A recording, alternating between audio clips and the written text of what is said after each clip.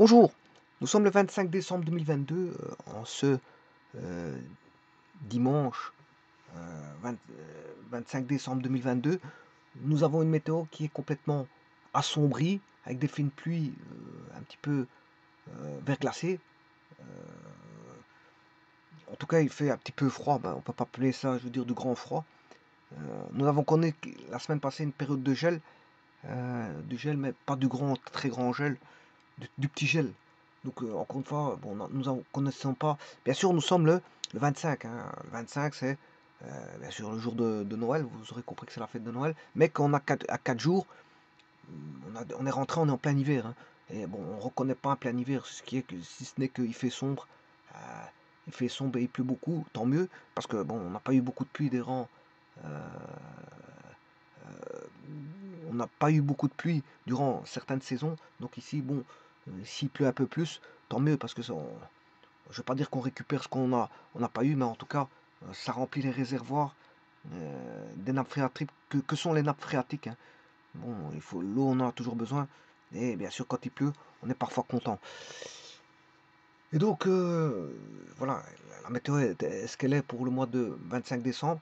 Il fait sombre, et il pleut avec des pluies un petit peu verglaçantes. verglaçantes. Voilà. Et donc, sachez qu'aujourd'hui, à partir d'aujourd'hui, le 25 décembre, ben, dans les éphémérides, ils indiquent que, et ça vous le savez très bien, bon, il n'y a pas besoin de regarder les éphémérides pour savoir ça, mais euh, que on- les heures vont commencer à réaugmenter au niveau de la clarté, puisque en fait, voilà, le coucher du soleil hein, va se faire à des heures, va commencer, euh, le, so- le temps va commencer à augmenter au niveau, les horaires de clarté vont augmenter, voilà, à partir d'aujourd'hui, donc à partir de ce 25 décembre 2022. Voilà, ceci étant dit, ça c'est pour l'aspect du jour. Euh, je, vais je vais montrer ici comment établir l'équation normale d'une droite et qui peut intervenir parfois dans des exercices bon, où on a le choix. Bien sûr, vous n'êtes pas obligé de faire l'équation normale d'une droite, mais c'est un outil comme un autre. Un outil, bon, on peut l'utiliser. Vous pouvez l'utiliser. Voilà. Si vous avez d'autres outils, bah, vous pouvez les utiliser aussi. Hein. Quand on a un problème, un problème, euh, eh bien, un problème peut être géré par différentes manières. Bah, ici, c'est un outil complémentaire pour gérer euh, certains problèmes euh, voilà, concernant les droites. Et donc ici, il s'agit bien sûr de géométrie analytique dans le plan, et il s'agit bien sûr de l'équation de droite, mais d'une équation particulière de droite. Pourquoi? Parce que par définition, l'équation, c'est ce qu'on appelle l'équation normale d'une droite, et l'équation normale d'une droite est définie d'une certaine façon. D'une certaine façon, et la définition, je vais vous la donner, elle est donnée en fonction de deux paramètres. On a la nécessité de deux paramètres. Donc l'équation normale d'une droite et l'équation de cette droite, bon, c'est l'équation de la droite qu'on recherche, en fonction de quoi? Mais de deux choses, de la distance à l'origine, hein, c'est une chose, et de l'angle que fait la perpendiculaire à cette droite avec l'horizontale. Voilà, tout bonnement, c'est aussi simplement que l'on peut... Voilà, c'est aussi simple que ça, c'est en fonction d'une distance et d'un angle, distance et un angle. Et donc ça vous fait rappeler bien sûr les... bien sûr, ici il s'agit d'une droite. Hein. L'objet est une droite, c'est pas un point. Parce que quand on a un point et qu'on définit un point par rapport à une distance et un angle, ben, c'est ce qu'on appelle voilà, la norme d'un rayon vecteur. La norme d'un rayon vecteur, voilà, on a enfin, la norme d'un vecteur par rapport à l'origine, c'est ce qu'on appelle un rayon vecteur. Et un angle, vous aurez compris que c'est coordonnées polaires. Hein. Voilà, c'est en coordonnées polaires. Mais ici, il ne s'agit pas d'un point. C'est pas les coordonnées polaires d'un point. Mais on va dire c'est l'expression d'une droite donnée en fonction, voilà, justement, d'un rayon vecteur et d'un angle. En d'autres termes, bien sûr, vous aurez compris ici aussi que, comme c'est de la géométrie analytique dans le plan, ben, on a un repère qui est posé. Ici, je vais le poser en étant un repère orthonormé direct. Hein. Bon. Alors, un petit instant. Voilà, les hypothèses. Première hypothèse, c'est que on a un repère orthonormé direct, un ROD. je vais le poser tout de suite. Voilà, ça c'est l'axe X. Y, je m'excuse. La verticale, c'est l'axe Y.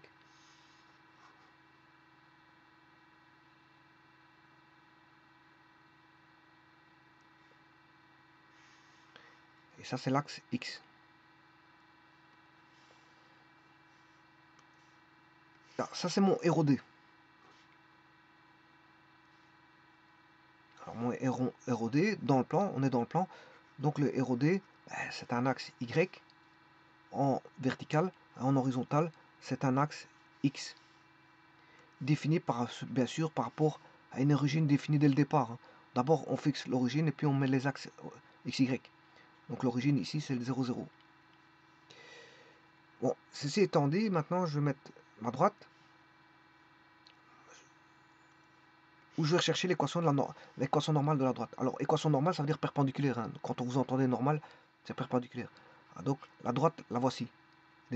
Alors, pour aller chercher la distance, je vais chercher une droite par rapport à l'origine, bien sûr. Quand je dis distance, c'est par rapport au pied de la perpendiculaire jusqu'à l'origine. Hein. Voilà.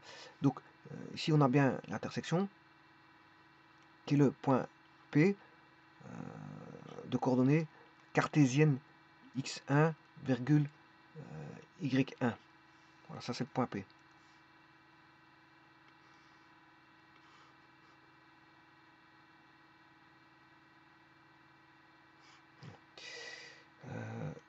Je vais le réduire.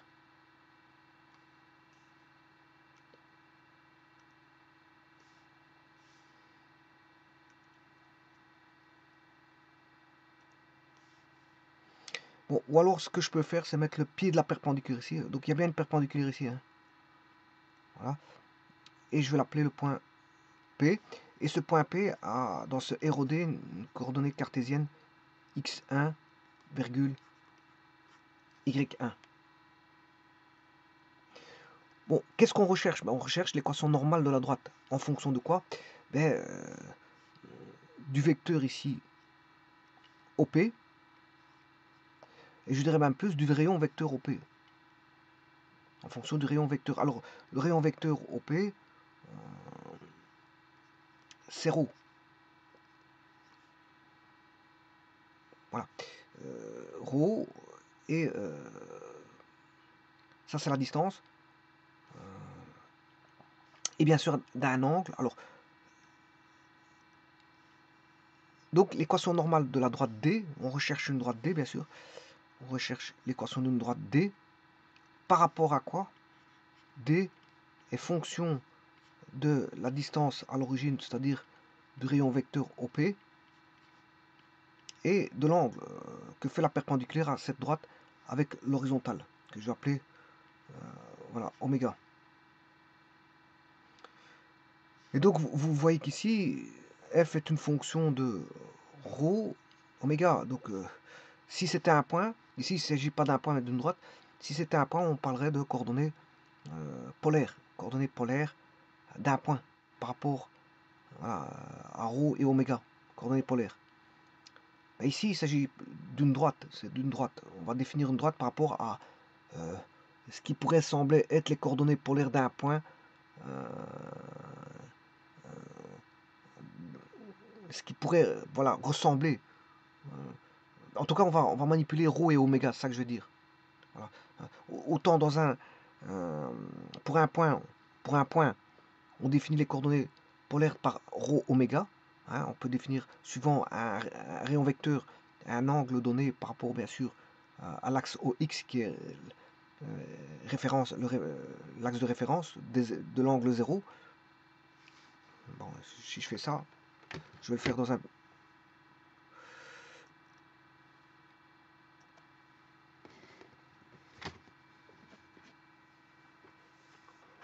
Voilà. Donc si je prends un axe de référence OX, comme ceci, avec bien sûr l'origine qui est ici, OX, X. Il existe différents types de coordonnées.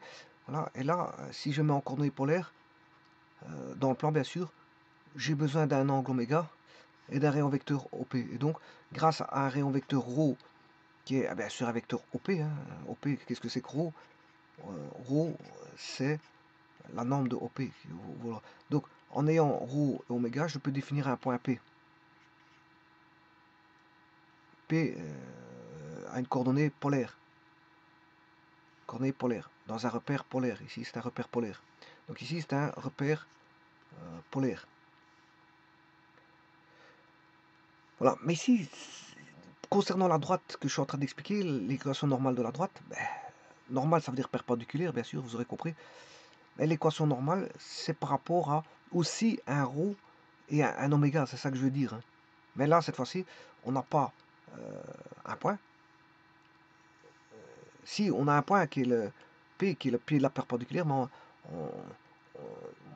le tout c'est d'exprimer D en fonction de ρ et oméga. C'est ça que je veux dire. La droite doit être exprimée en fonction de ρ et oméga. Bien sûr, ρ, qu'est-ce que c'est? Ben, c'est la perpendiculaire à la droite, là où se trouve le point P qui est la perpendiculaire, c'est le pied de la perpendiculaire à la droite D passant par bien sûr l'origine O. Voilà, donc la distance OP et bien sûr son angle, l'angle que fait le OP par rapport à l'axe X. Eh bien, c'est de ça dont il s'agit. Donc vous aurez une équation d'une droite écrite en fonction de ρ oméga. Il faut rechercher l'équation d'une droite qui est fonction de ρ oméga. Alors pour ça, je vais partir. Bien sûr, ici vous avez l'angle alpha. Hein. Oméga, j'ai dit que je l'appelais oméga, donc c'est oméga. Oméga.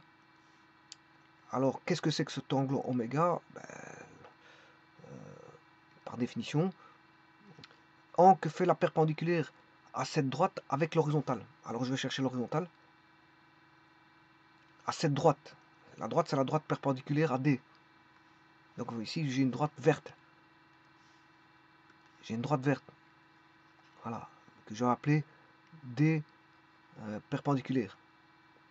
D perpendiculaire à D, bien sûr. Hein. La droite verte est perpendiculaire à D. Voilà. Alors, si je vais chercher l'horizontale c'est OX. Dans le repère c'est OX. Voilà. L'horizontale c'est OX, comme je viens de vous dire.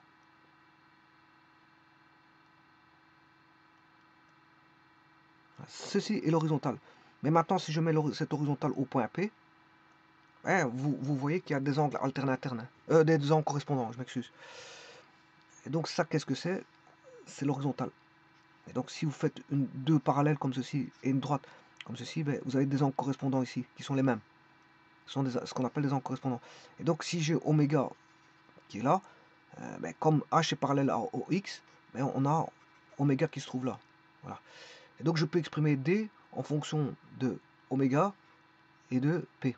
Mais sachant que, bon, donc ici, on connaît P, hein, enfin, P est donné par 2 points, X, dans le repère cartésien. Donc là, on aura le point P qui voudra x1, y1. Il est marqué là à gauche. Je vous ai dit que c'était x1, y1. Là, ça, c'est x1. Je vais positionner petit instant. Là, je positionne x1. Puisqu'on sait bien que le P, le point P qui est là, qui est le pied de la perpendiculaire, hein, voilà, c'est perpendiculaire ici, eh bien, que ce point P a pour coordonnée x1, y1. Donc ici, on a en y1. Donc ici, je suis en repère. Je vais passer d'un repère orthonormé à un repère polaire. Je vais faire la transformation dans un petit instant pour trouver l'équation normale de la droite. Donc, je vais passer d'un repère orthonormé direct à un repère polaire. Alors pour ça, le point P pour coordonner x1, y1, dans le repère polaire, le point P, x1, il est fonction de, du rayon vecteur et de oméga. Tout comme y1 est fonction du rayon vecteur et de oméga.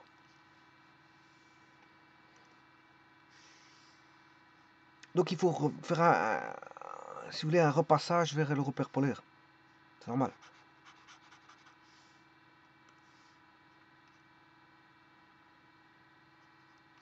Alors pour passer de rho oméga pour un point P, c'est facile, parce que c'est juste de la géométrie. Hein.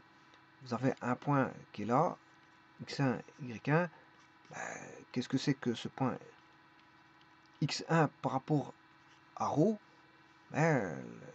Oméga étant ici, c'est là on va voir rho, donc x1 côté adjacent à l'angle, x1 sur l'hypoténuse est égal au cosinus de oméga. Par contre, si je fais y1 c'est le côté opposé. Sur rho, c'est sinus de oméga. Donc, qu'est-ce qu'on peut dire? Que x1 égale rho cosinus oméga. Et voilà. Donc, si je réécris les équations,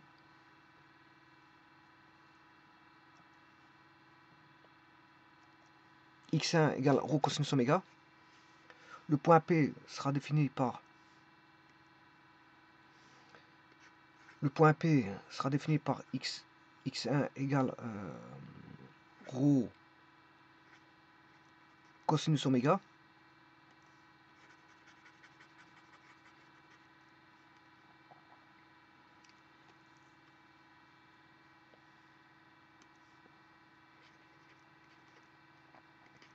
Virgule y1 qui est égal à rho sinus oméga.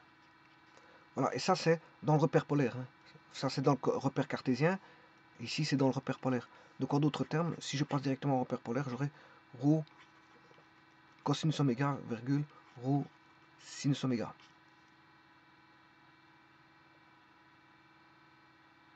Alors, en sachant que le vecteur OP, la norme du vecteur OP, c'est rho, c'est le rayon vecteur.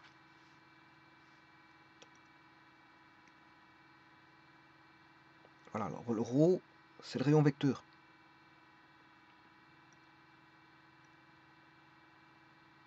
Voilà, la norme de OP, je vous ai dit que c'était rho, il est là. La norme de OP, c'est rho. C'est le rayon vecteur. Eh bien, maintenant je vais chercher l'équation de la droite D. L'équation de la droite D, c'est aussi simple que ça. Il faut aller chercher l'équation passant par un point et de coefficient angulaire donné. Voilà, et c'est surtout le coefficient angulaire qu'on va rechercher. Parce que le point, elle va passer par le point P. Voilà, et le point P, on connaît ses coordonnées polaires. Donc, qu'est-ce que je vais écrire? Que P appartient à la droite D. P étant le pied, c'est le pied de la perpendiculaire. Donc, P appartient à la droite D. Mais, si vous voulez, D, la droite D, passe, ça veut dire passe, par le point P. D passe par le point P. Donc, je peux écrire son équation. C'est y moins y1 est égal au coefficient angulaire a fois x moins x1, parce que c'est l'équation, on a un point de passage, et qui est le P de la perpendiculaire, et de coefficient angulaire que je vais déterminer dans un petit instant.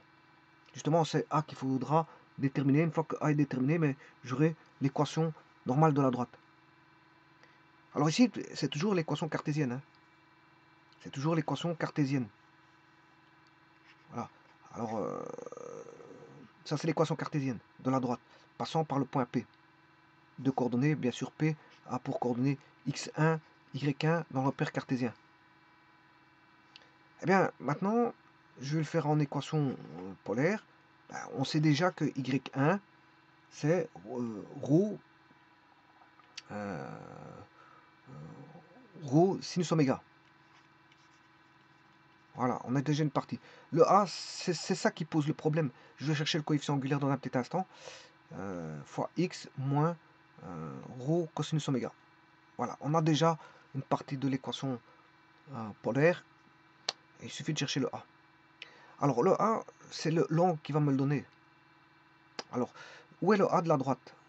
Le coefficient angulaire de la droite, il est là.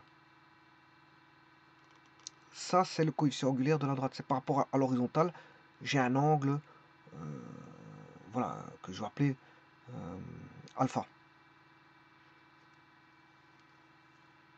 Et donc, c'est tangente alpha, si vous avez compris ça, c'est le coefficient angulaire de la droite vaut tangente alpha.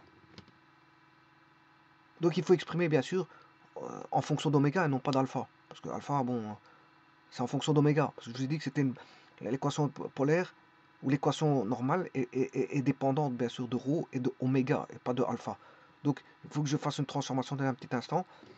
Donc j'ai presque tout. Hein. Le tout c'est d'exprimer en fonction non pas de alpha mais d'oméga. Donc je vais écrire l'équation normale. Y moins rho sinus oméga est égal à A. A c'est le coefficient angulaire qui est tangente alpha. X moins rho cosinus oméga. Voilà.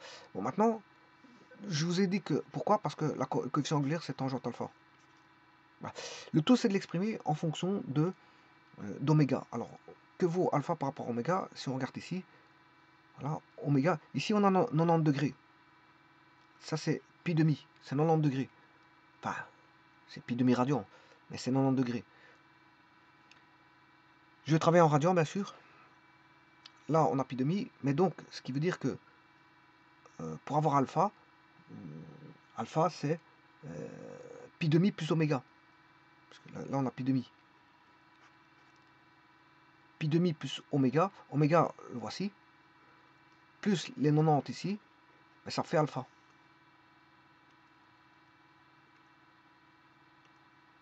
Donc, je vais répéter.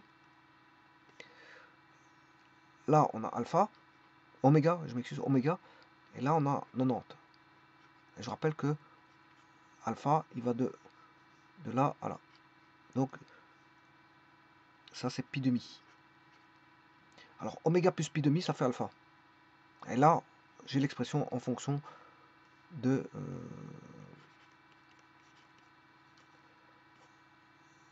oméga plus pi demi. Et là, on a affaire à ce qu'on appelle voilà, des angles complémentaires. Voilà. Donc, je peux écrire que la tangente d'oméga plus pi demi vaut moins la cotangente d'oméga. Et voilà. Maintenant, tout est exprimé en fonction de rho et oméga. Alors, je rappelle que la cotangente, si je veux ramener en sinus et cosinus, mais c'est moins cosinus oméga sur sinus oméga. Et bien, maintenant, je vais réécrire ceci, l'équation polaire, et la transformer, bien sûr, pour l'avoir de manière plus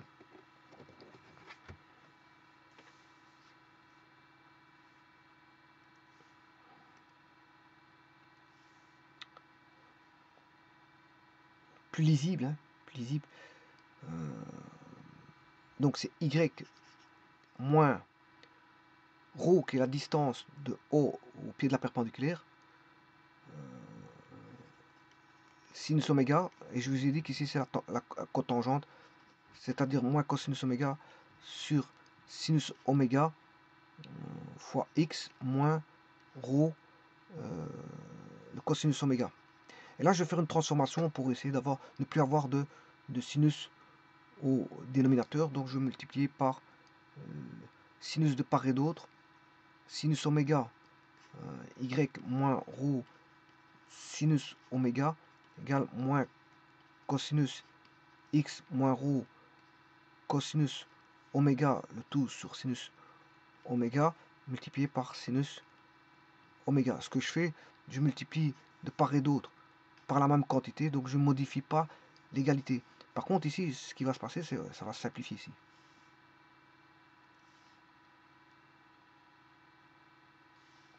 Ça va se simplifier.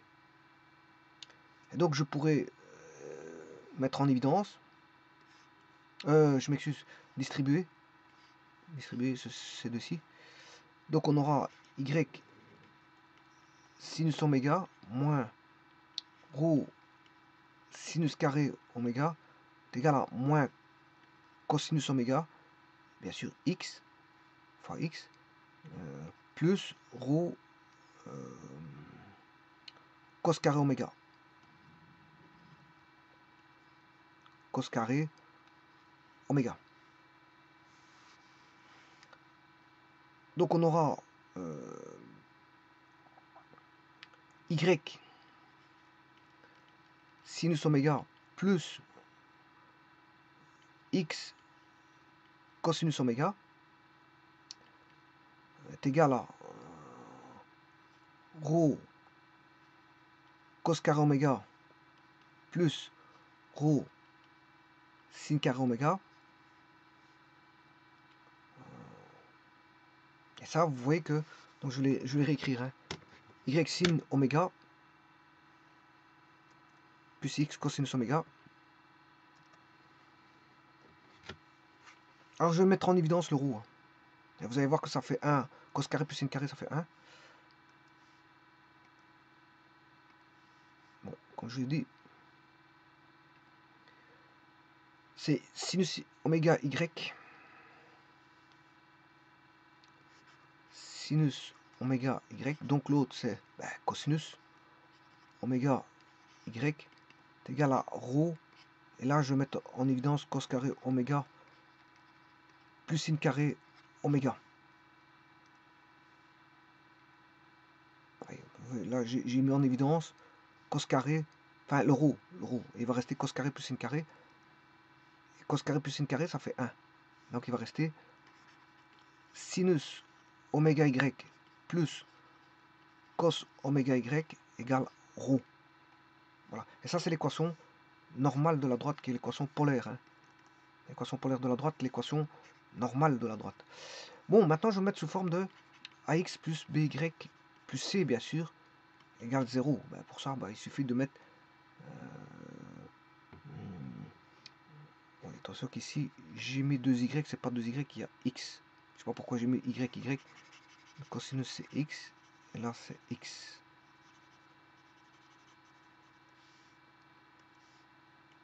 X, voilà. Et donc, si je mets suivant ax plus...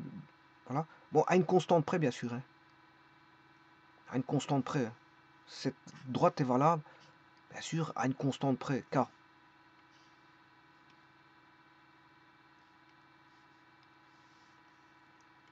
Fois k.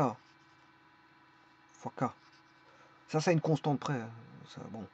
C'est comme toutes les droites. Celle-ci, je peux multiplier par k. Fois k, ça reste toujours la même chose. Hein. C'est une constante près. Bon, et bien maintenant, je vais mettre sous forme de x plus by plus c égale 0. Et on aura l'équation normale de la droite.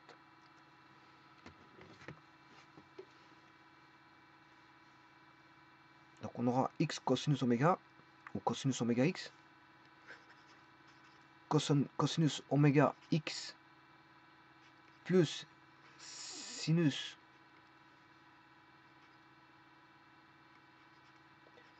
oméga y égale rho.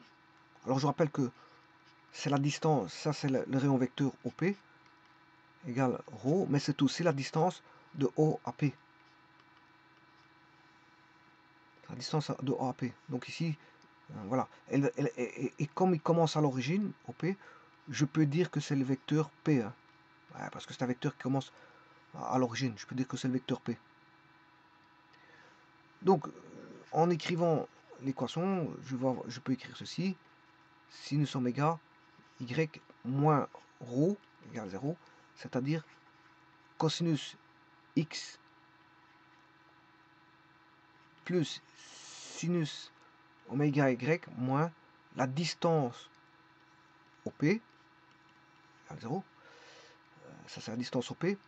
Ou si vous voulez, encore une fois, donc c'est bien AX plus BY plus C égale 0. Hein. Et le C, il est un peu particulier, le C. C'est la distance OP. Ou si vous voulez, c'est le rayon vecteur ρ. Ou si vous voulez, c'est aussi la norme du vecteur OP. Voilà, à une constante près. Donc A égale cosinus oméga. A égale cosinus oméga, bien sûr à une constante près, hein, fois K. Attention qu'ici c'est fois K ici et pas devant l'oméga. Bon, à une constante près. Le B vaudra sinus Y, sinus oméga, à une constante près, fois K, bien sûr, fois K. Et le C, bien sûr, c'est à une constante près. Ben, on aura le C vaudra ρ, ou KC égale K ρ.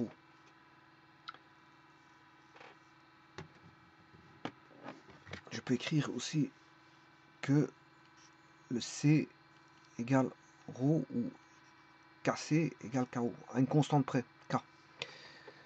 Eh bien, on va voir ça sur GeoGebra.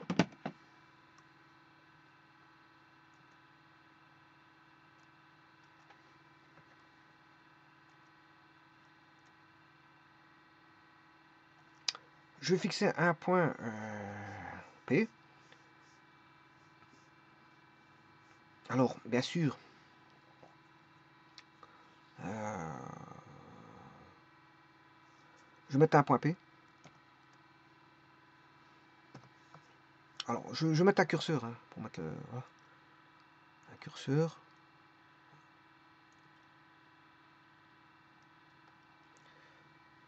Alors, je vais mettre des nombres entiers. Tu vas aller de 0 à... On va mettre un nombre. Moins 5 à 5. Par incrément.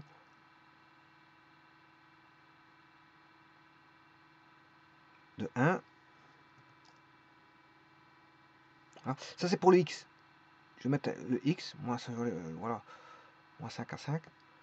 Et je vais mettre un curseur pour le point Y. Définir le point Y. Voilà, comme ça, je vais définir un point variable qui est P de X, Y.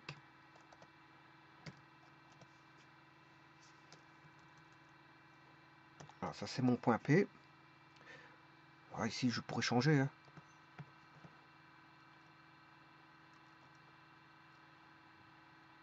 Voilà, ici, je mets moins 1,92 par exemple. Voilà. Voilà, c'est un point variable. Je peux le situer où je veux. Alors maintenant, je cherche l'origine, bien sûr, c'est O.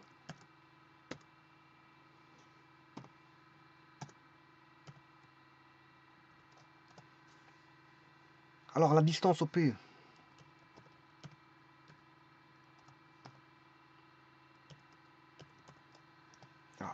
elle est connue, la distance au P. Alors, je peux la calculer, la distance au P. Donc j'ai la distance. Ça c'est donné, c'est une donnée, hein, parce que bon, il faut donner la distance au P et le rayon vecteur. Maintenant, je vais mettre un point en 5, 0,5, en 5, 0. Voilà, et là je vais définir l'angle, parce que pour définir un angle, il faut 3 points. A, O, P. Voilà. Et ça c'est, si vous voulez, c'est mon oméga. Ici, il l'appelait alpha. C'est mon oméga, c'est-à-dire ici, c'est l'angle oméga. Voilà, c'est l'angle oméga là. Et, voilà. Et maintenant, j'ai tout, puisque j'ai oméga et j'ai oméga et j'ai ρ, rayon vecteur, j'ai la distance au P. Alors, j'aurais pu mettre un vecteur, hein. Vecteur au P. Et maintenant, je vais mettre l'équation de la droite, qui est cosinus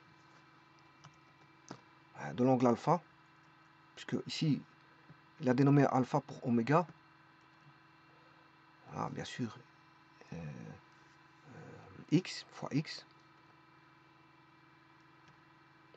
plus sinus toujours de alpha, fois y,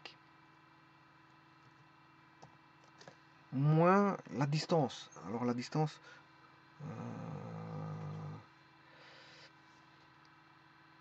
bon, pour l'instant je vais mettre égal 0 parce que sinon bon, c'est pas terminé, hein. La droite n'est pas, c'est pas cette droite là. Bien sûr, je vais mettre le décalage. Là il passe à l'origine, hein. Le décalage, c'est la distance OP. Ouais, donc je vais mettre ici moins distance OP. Là, maintenant, je vais faire le décalage. Moins distance O, virgule.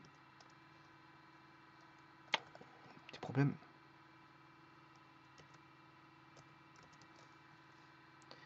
Égale 0. Et voilà. Alors maintenant, je vais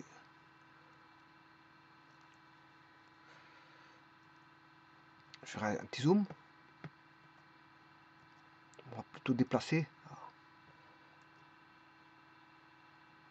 pour voir mieux les choses. Et maintenant, je vais faire mettre des autres coordonnées. Et vous allez voir que ça va rester perpendiculaire. D'ailleurs, vous allez voir que ça va rester perpendiculaire. Je vais changer les points. Et vous voyez que ça reste toujours perpendiculaire. Alors, pour ça, je vais mettre un point sur la droite pour voir la perpendicularité. Attacher objet, un point. Objet, point sur objet. Je vais le mettre sur l'objet qui est à la droite ici. Un point sur l'objet qui est à la droite. Et je vais mesurer l'angle O, P,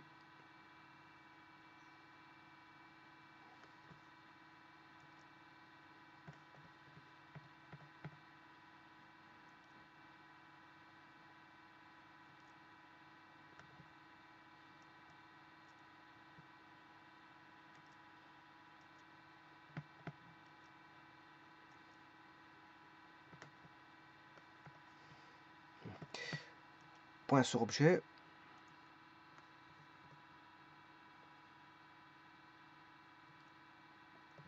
L'angle OPB.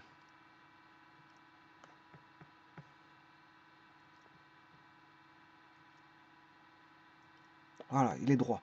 Vous voyez qu'il est droit, 90 degrés. Et maintenant, bah, je vais manipuler, il va rester à 90.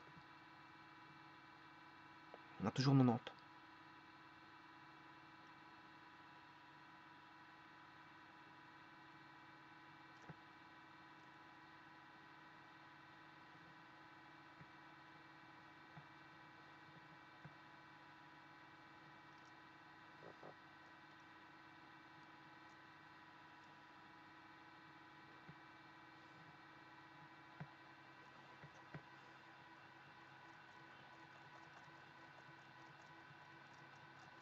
Bon, et maintenant, je vais faire une simulation. Hop.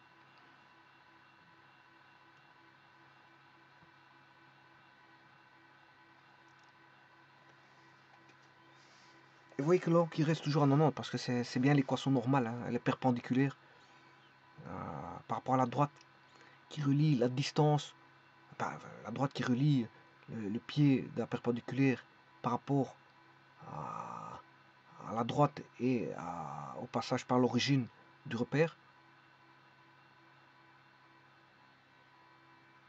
Elle reste toujours perpendiculaire par rapport au rayon vecteur qui est U ici. Le rayon vecteur c'est U. Enfin, le vecteur vaut U. Mais la norme du vecteur U c'est le rayon vecteur. Il y a toujours 90, hein, ces 90 ils sont toujours là.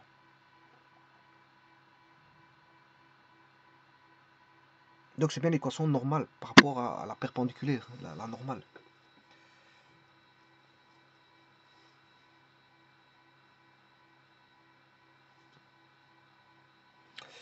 Je vous remercie.